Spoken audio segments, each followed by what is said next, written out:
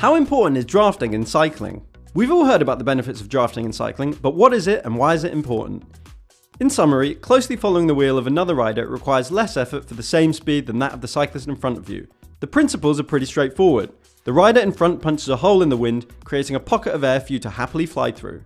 The benefits are so great that the power demand of a rider sitting directly behind can be reduced by up to 40% to ride at the same speed as the rider in front.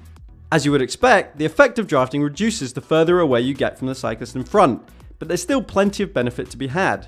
Riding 3 bike lengths behind a cyclist's wheel can reduce your power demand by up to 20%, and even riding 10 meters behind can still result in a significant energy saving. Surprisingly, drafting not only helps the rider sitting on, but also the rider on the front. This is because the rider behind fills a space that would otherwise be filled with the turbulent, swirling air generated by the rider in front. Smoothing the air behind reduces its sucking effect on the rider in front and can result in an energy saving of up to 4%.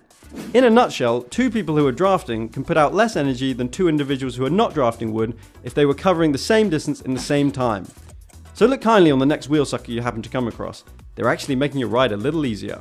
As you would expect, the benefit of drafting is even more pronounced when riding in a group, but the size of the pace line is also important.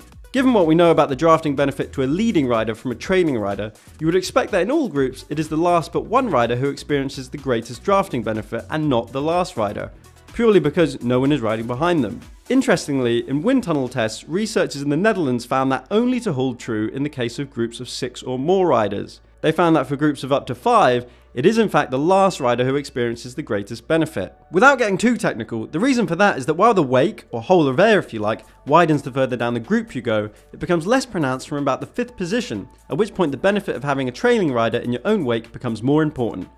Given all that, it's no surprise why we always see pros riding so close to each other's wheel during races. So next time you're out riding, pushing yourself to the limit, think about how much easier it could all be if you tucked in behind another rider and let them drag you along for a few Ks.